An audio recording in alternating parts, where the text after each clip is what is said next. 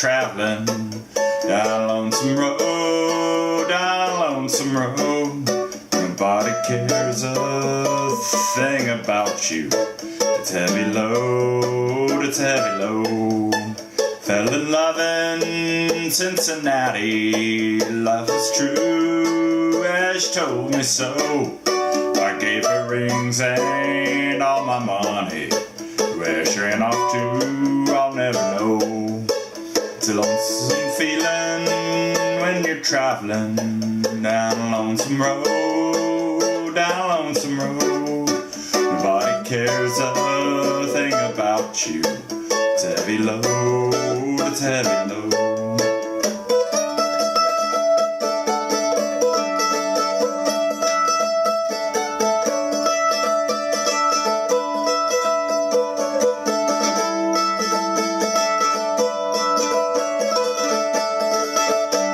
Go back to old Kentucky, see Mama and Papa dear. Mama's gone, and so is Papa. Kentucky's a long, long way from here. It's a lonesome feeling when you're traveling down lonesome road, down lonesome road. Nobody cares a thing about you. It's heavy load, it's heavy load, it's a heavy load. It's a heavy load. Hey, John Padgett here. Tell you a little bit about this wonderful Gibson F-4 Mandolin I've got here. It's a 1941. The serial number, let's see if I can read it, 97366, puts it as one of the last 4 or 5 F-4 mandolins ever made. So looked up in Span's Guide to Gibson and the Mandolin Archive. This was probably left the factory right around the time of the bombing of Pearl Harbor. So sort of unique period of time. And after that, probably in February 1942, the last F-4 ever made came out of the Gibson factory, and that was it for this wonderful mandolin. A lot of people prefer these over the F5 Master models there too. A little bit about this mandolin. Originally belonged to my father. He would have been, probably about 11 years old when this was made, so I doubt he was the original owner of it. He probably bought it when he was 19 or 20, something like that. Interesting thing about this mandolin, it stayed in our family. It was traded with my Uncle Fred probably about 1951 for some other mandolin, and the deal with that was that my father needed a really good rhythm guitar. He was playing with Bob Wills and his Texas Playboys at that time, and also played on the Grand Ole Opry, so he needed to buy a good guitar. This F-4 mandolin was more valuable probably than the guitar he needed, and he wanted to keep this nearby, keep it in the family, have some access to this mandolin. So he traded it for another mandolin that my Uncle Fred had, and used that other mandolin as a down payment on this Gibson 1951 Gibson J185 spruce top maple back, very beautiful guitar that he then played for quite a while, and I'm lucky enough to have both of these.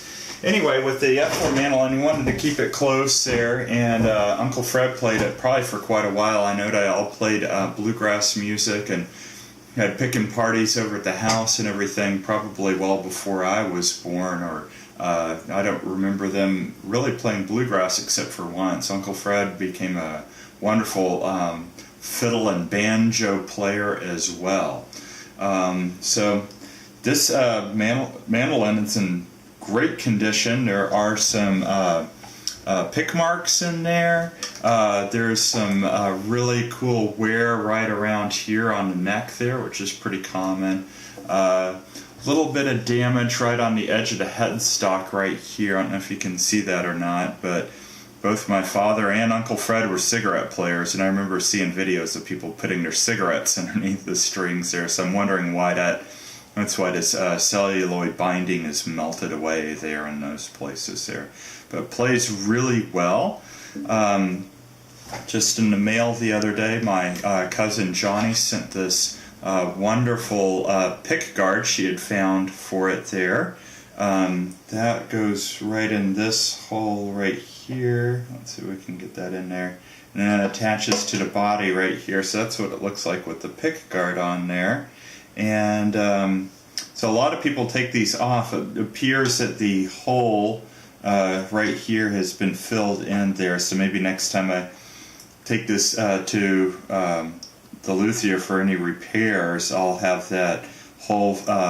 They can put a screw in there too with a threaded bolt there and glue that in, and then you can just screw that on and you can take it off whenever you don't feel like playing with the pick guard.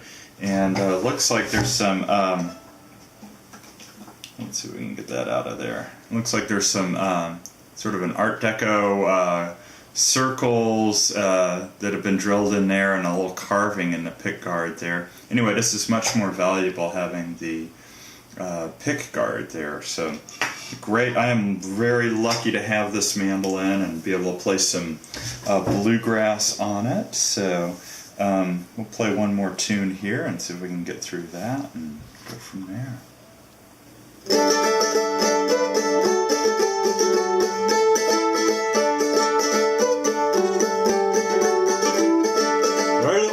The sun wouldn't shine, I was walking down the street not feeling too fine. Saw two men with a bottle between them and a song I heard them singing. Lord preserve us, saints protect us, we've been drinking whiskey for breakfast.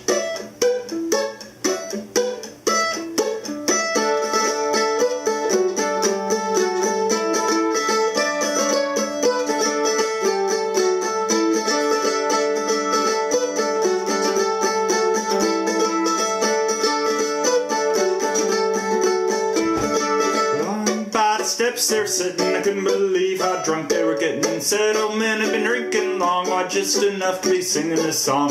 Lord preserve us, saints protect us, we've been drinking whiskey for breakfast.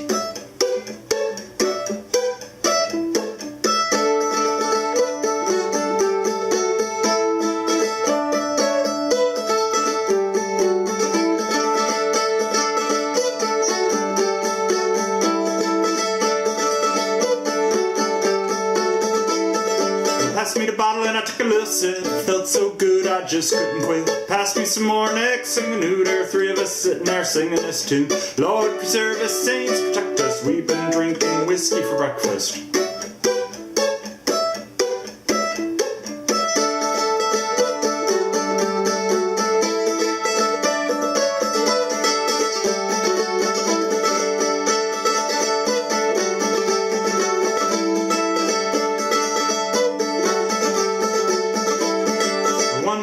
Everybody in town had heard our ruckus and I came on down. Pretty soon the streets were ringing with the sound of the whole town singing. Lord preserve us, saints protect us, we've been drinking whiskey for breakfast.